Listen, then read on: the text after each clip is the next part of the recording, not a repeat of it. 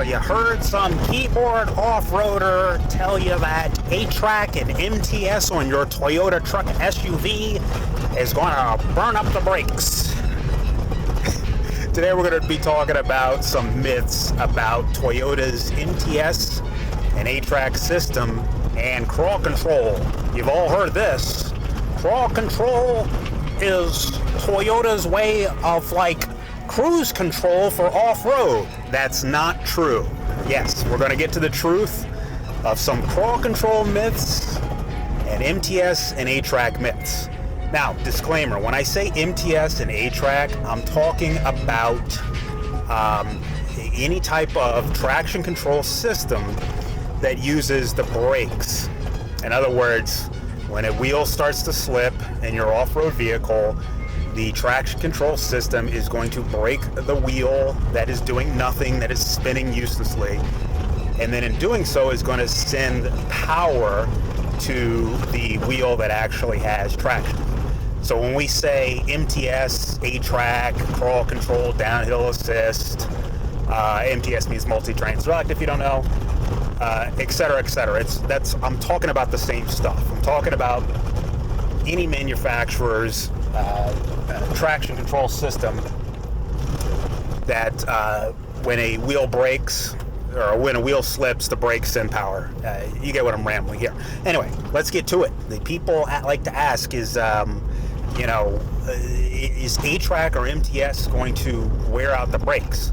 And this is, again, we're going to talk about keyboard off-roaders here versus people who actually go out and off-road.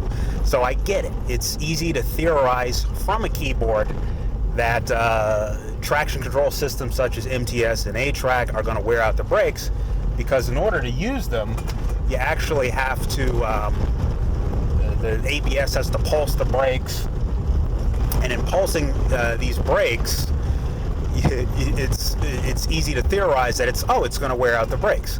The fact of the matter is, traction control systems that use the ABS system, which of course is all of them, these systems are not going to wear out the brakes. They're not. What you just saw me do right there, which is kind of slow down and brake for that crossroad, your everyday braking. So if I just hit the brakes, stop and go traffic, whatever, that is, here's a bump right here, okay? So let's pretend I got to slow down. I do have to slow down. I hit the brakes, so I'm slow. All of that I just did to stop this, whatever this thing weighs, 6,000 pounds with all the crap in it. The braking action I did right there is more pressure or force on the braking components, including the ABS system, which did actuate there, by the way. I heard it go brr, brr, brr. It actuated there. That's more force and more wear and tear on the brakes than 8-track or MTS or track or crawl control or downhill assist is ever going to do. So if you didn't get the point of that rambling, regular braking is what wears out your brakes. 8-track, MTS, etc., all these brake locking differential systems that we're rambling about today, they don't wear out your brakes, okay? It's regular braking is what wears out your brakes. So that is a myth, okay? So we got to talk about the history of this brake locking differential stuff that we're talking about. There's a piece of wood here. I want to make sure there's no nails in it. I'm going to go around. But, okay, MTS. Let's first talk about lockers. I don't like the new traction control systems because, just lock it. Just give us lockers, blah, blah, blah. Traction controllers and electronic nanny, blah, blah, blah, blah. That's not true. Take a deep breath and listen. Lockers are traction control. They're traction control from 1924. Yes, lockers are traction control. It's just old traction control. Let's call it 1924. Here in the advanced year of 2024, we have MTS, multi-terrain select, 8-track, crawl control, downhill assist, blah, blah, blah, etc. That is modern traction control. And these modern traction control systems stem from the old Beetlebug racers who out here in the desert back in the 1960s would do stuff like this in their Beetlebugs with open differentials. And what they did was take a hand, let's go down this way. What they did was take a hand, we're going downhill, I know the camera's going to flatten everything out, but this is all downhill. They took these Beetlebug racers had handbrakes, and they're open differential Beetlebugs that they took off-road. And they overcame their open differential by having two handbrakes, one for the rear left, one for the rear right. And they found that if they pulled the handbrake, normal handbrake, but without the ratcheting mechanism so they can modulate it, what they found was that if they broke the wheel, in other words, they applied the e-brake to the wheel that was slipping when they were off-road, they could send power to the other wheel, the opposite wheel that had traction, and overcome the open differential problem off-road. So without lockers, they realized that just by breaking the wheel that was slipping, they could essentially lock the differential. Now I say lock because the differential doesn't care whether you lock it inboard like a traditional locker or outboard like these Beetlebug people did. And that is the history behind all of your MTS. And I'm talking I know other manufacturers call it something else. We're just talking Toyota lingo, which is MTS, A-track, blah, blah, blah. Point is, when you have these, the traction control is going to break the wheel, it comes from this Beetlebug history back from the 60s. It's not new technology. Computers now have been added to the system to make it work even more effectively, and that's why for the past 20 years Toyota's used these systems. They don't ruin the brakes at all. Now let's talk about crawl control, because when you hear these Mickey Mouse off-road journalists that talk about, that's soft touch plastics, soft touch interior, every car they get into, let's talk, does it soft touch inside? And then they get in the 4x4 and do 0 to 60. 0 to 60 in a 4x4 and soft touch plastics. End of review. Okay, let's talk real stuff instead. These same people, by the way, who say all that stuff will be the people who will repeat this nonsense that you may have heard someone say, and that is Toyota's crawl control system is simply cruise control for off-road. That's not true. Crawl control is a system that gets you out of stuck situations, either muddy situations typically or soft sand situations. And this is going to kind of get into my ramblings about these modern traction control systems like MTS. And when people go, I don't need any of that, I don't need no crawl control, if I'm stuck in sand, just lock it, put it in 4-low and throw it and turn off all the traction control, we don't need it. Okay, here's the deal. We're out here in the desert. People get stuck in soft sand all the time. You can triple lock all you want and air down. If you get trapped in soft sand, you're not getting out. What will get you out and what will perform a miracle is Toyota's crawl control system. I know people go, A-track and crawl and all these systems you're talking about, they're all reactive. A locker is active. What you're talking about is reactive. And to that I say nonsense. Technically, you're right, I'll give you that. It is reactive, technically. But practically speaking, the wheel sensors that operate at who knows how many hertz, that's times per second, and the ABS actuators, which typically, I'm just going a little slow here because it's bumpy, I just don't want to get all sick. The ABS actuators, which activate at like 20 times a second, they can react to a slipping wheel faster than your human brain can react, which is why Toyota calls active track, A-track, active track, instead of calling it, let's go this way, reactive track. It's so active that even though it is reactive, technically, it's so fast, it's so lightning quick, and it's so smart, and that's my point here, and we're going to get to the point of crawl control.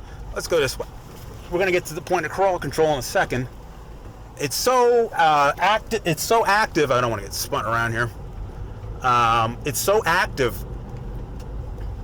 It's so quick in its reaction that Toyota boldly calls it active track, because that's virtually what it is. So you got to realize that when we talk about these modern traction control systems, we are talking. Oh, this is a trail. Open route 1834. Let's hit it. So they are so quick that they are faster. They're faster. And this is the point of crawl control. When you get stuck out here in sand and you triple lock and triple lock this and triple lock that, and you hit it, you floor it, and you realize, I gotta turn around here because you realize that, oh, you're still stuck. And then you hit the magical crawl control button.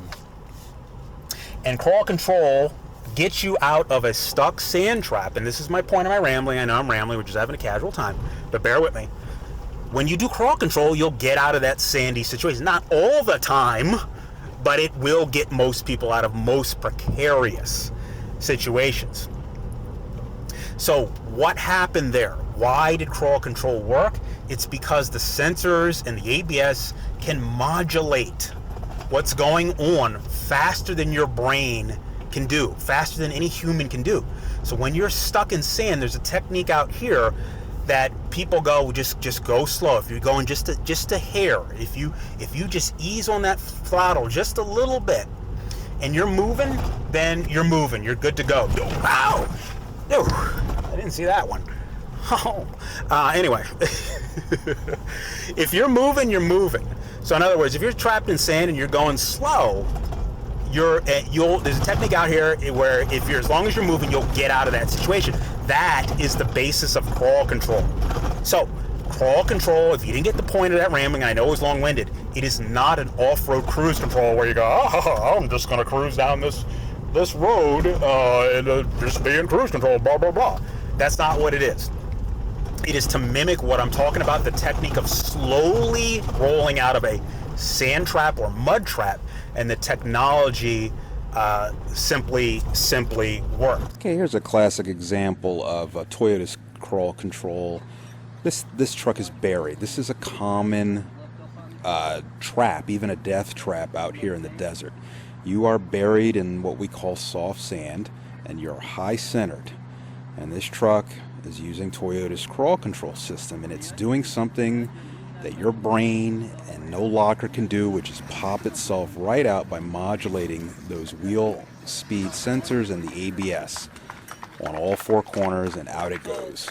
The important part to remember is lockers are ancient traction control, where technologies like crawl control are modern traction control. It's all traction control. This is just modern, and it's better, and as you can see here, it works. This is normally a death trap out here in the desert. Let's jump back to A-Track for a second, because people always love to be like, well, A-Track is, it's reactive and it's not as good as a locker, blah, blah, blah. But that's, again, keyboard off-roading talk. In actual reality, there's no there's no lockers only trail that this Lexus GX 460 won't do with A-Track. Period. Now, I'm not talking about ground clearance or some other nonsense that you're going to make up to be like, well, I bet you can't get up big boulder run with its 80-foot boulders where you need a 40-inch lift and a monster truck. I'm not talking that.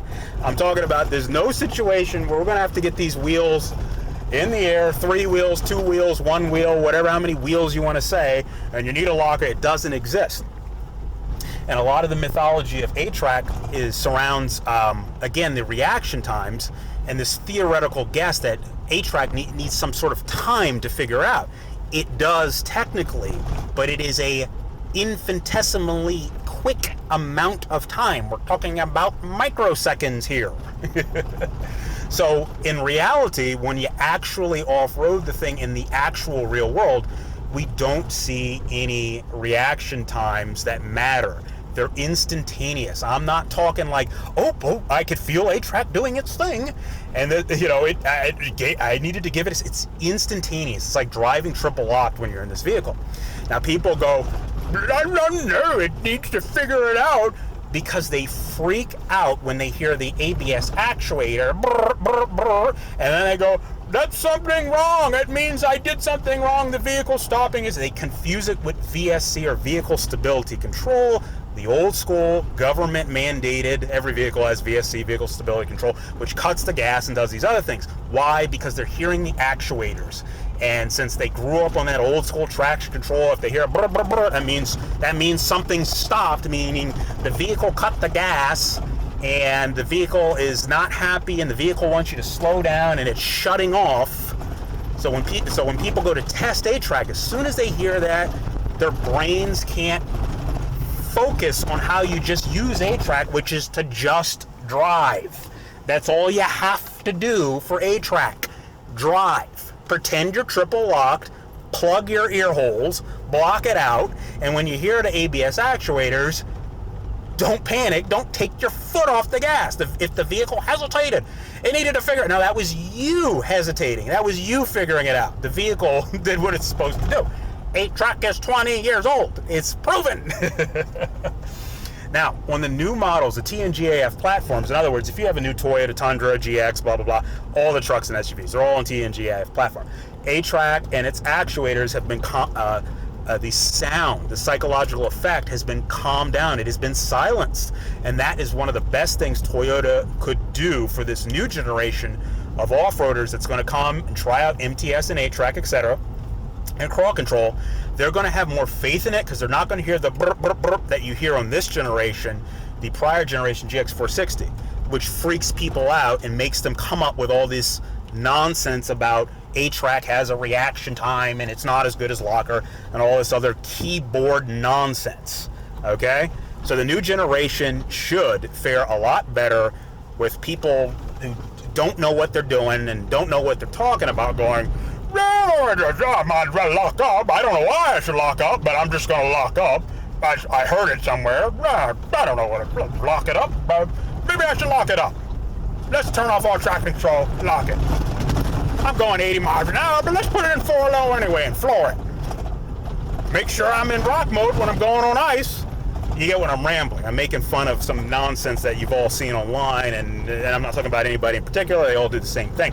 They don't educate themselves about the basics of modern off-roading systems, which are on these Toyotas. And when I say modern, I'm talking about 20 years old modern. But again, lockers are hundreds of years old, not hundreds, but you get what I'm saying, over 100 years old. First vehicles and horse and buggies were all locked, right? Okay, but it's okay to trust the technology. Okay, locker lovers and 8-track haters, pay attention here, take a deep breath. This woman here is a Toyota engineer in the South American market, and she is explaining how 8-track and lockers work and how they differ. Just focus on this rear axle. 50% of the power goes to the rear axle.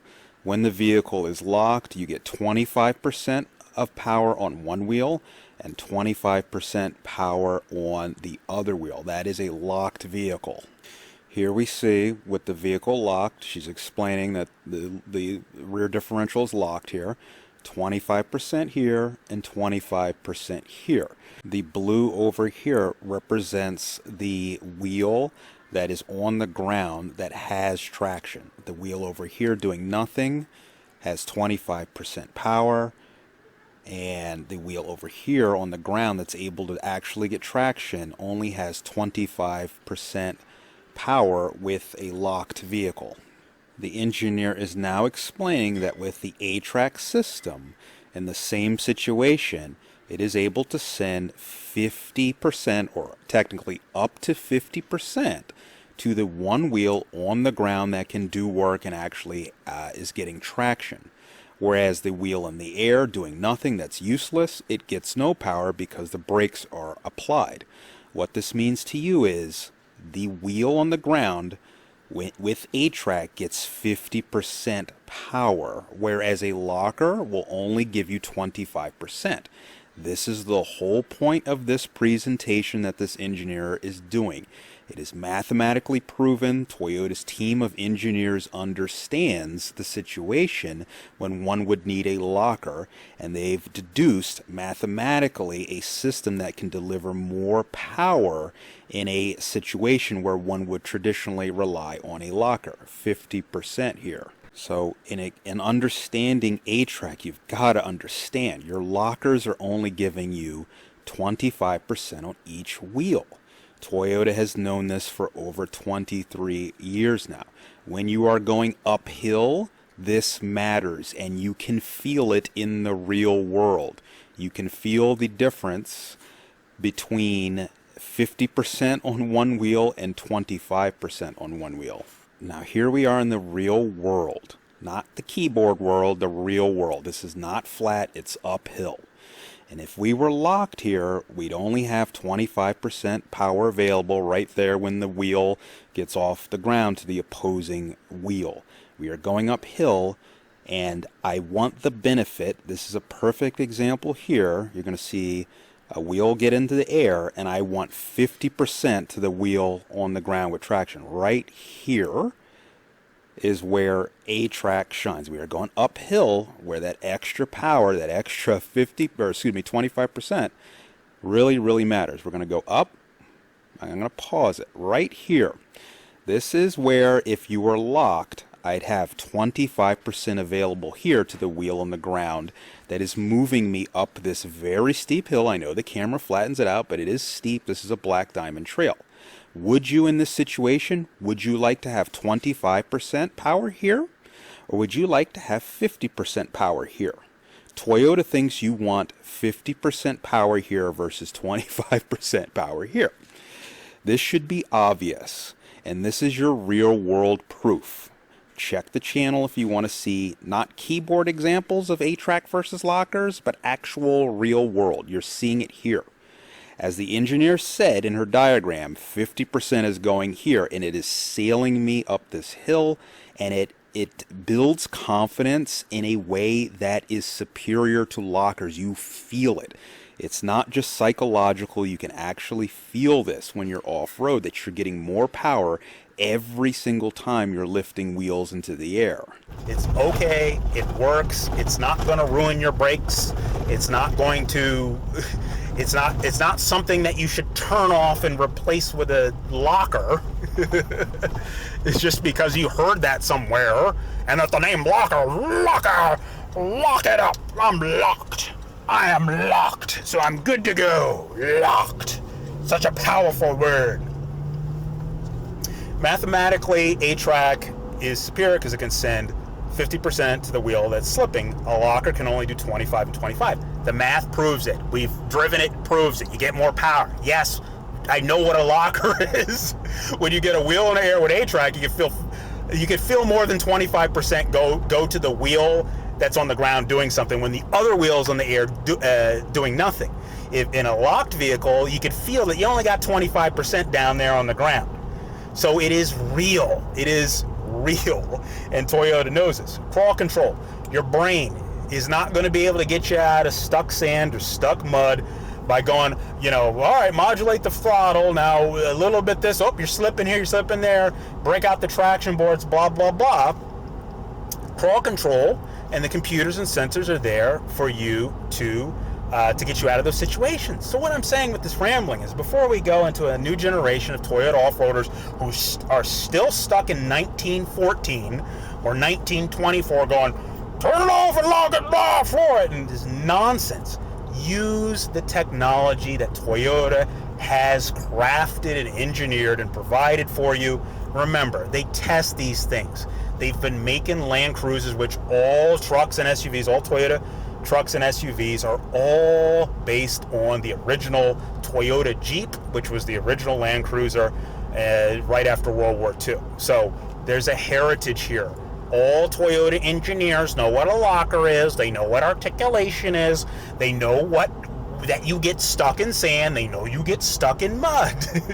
They know you want lockers. They know they know what happens when you get a wheel in the air and the other one spins. That's how they came up with this junk. So before you turn it off, consider educating yourself about the systems, and most of all, stop listening to keyboard off-roaders who tell you on a keyboard how A-Track and Crawl Control and MTS reacts compared to if you lock it, because locking it locks it and is superior because it says lock. Don't you want to be locked? Stop listening to that and instead take yourself out in the real world like what we did and go, okay, is this A-Track nonsense really legit? And what we found out was yes. Is this MTS really legit? or is it a gimmick? And it's legit. Is crawl control really going to get me out of a sand trap? Is it legit? And what you will find is, yes, it's legit. And if you're honest with yourself and get through your psychological keyboard off-roading, can't say what I want to say, talk about locker, no, that's what we do. Granddaddy locked it and floored it and 4-0 on ice in rock mode. So everybody knows you should give it a 3-inch moderate lift, put on Chinese aftermarket shop, put on your light bar, put on your fog lights, put on your ditch lights, put on lights back there, put it all up on 40-inch tires, put it on mud terrains, floor it and lock it, turn all that traction control nonsense. This is not a caveman off-roading channel. Educate yourself and bring yourself into the future year of 2024. A lot of R&D went into the TNGAF platform on these new Toyota trucks and SUVs. You are doing yourself a disservice if you ignore it, if you say it doesn't work. You're getting rid of everything you paid for if all you want to do is turn it all off and lock it and floor it. Use what Toyota has given you. They've been making these Land Cruisers since World War II. They know what they're talking about. All right, we've had a ranting good time, and it's just rants. If you found this video helpful, useful, or entertaining, please remember to like and subscribe. Thank you, and have a great, great day.